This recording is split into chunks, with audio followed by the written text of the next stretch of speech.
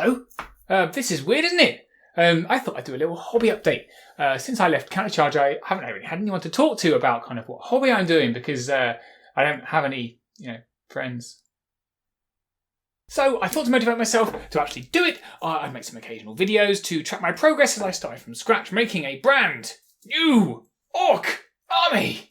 Now, first confession, I have had a head start because a couple of months ago I got bored and I bought all the models. I bought them and I glued them together and I've decided my list and I'm going to fully Stillman this army. I've got a list and I'm sticking with it. And the army is,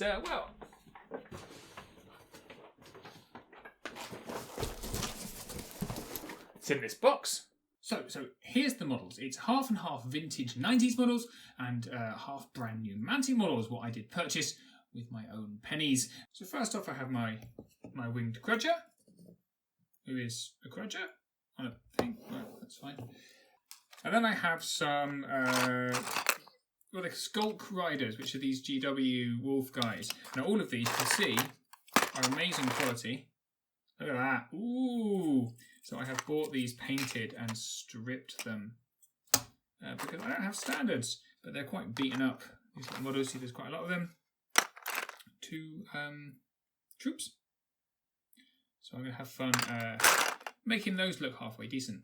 Then I have got orclings coming out of my ears. So for ease of painting, I've glued them on their sprues by their feet to these sprues full of bases because I think it's just going to make it easier for me to paint them en masse, which I'm going to be doing. So I've got 3 full sprues of those.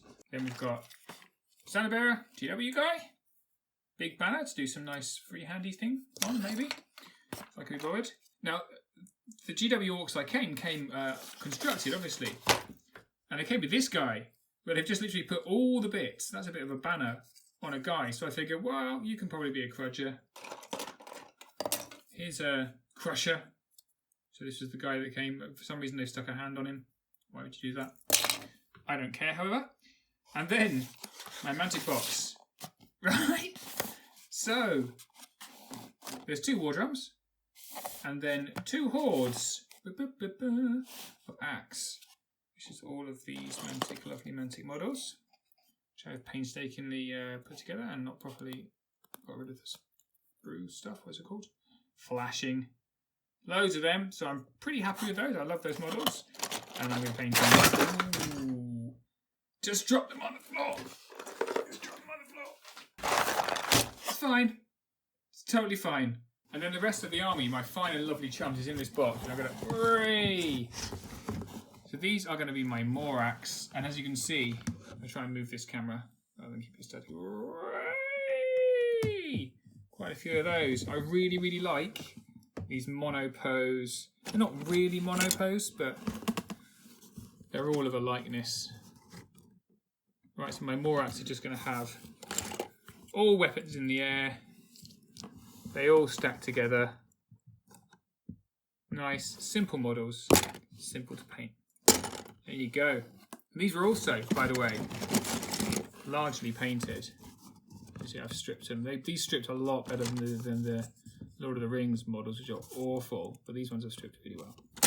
So this is the first time I've done an army from scratch with a clear endpoint. So I've got all the bases bought, and I'm following a tip from my old buddy Nick Williams and doing all the bases first.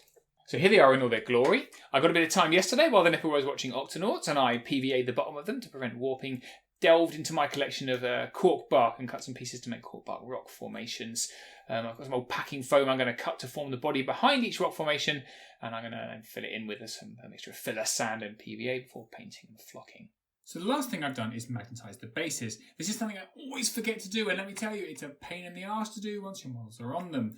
So I have stuck some magnets on the corners. So I've got some 6x1s on these larger bases and some 3x1s on the smaller ones. This is so I can transport them more easily. So you can see here in my really useful box, which is currently full of Twilightkin, I've got metal sheeting on the bottom and on the sides, so I can stick my army on them and travel without worrying that the minis are going to get damaged. So that's how far I've got. Be sure every time I make a video to post in the comments asking me how the orcs are coming along, and then I will feel guilty enough to do some more work on them, and then I have to make another video. Alright, see you later.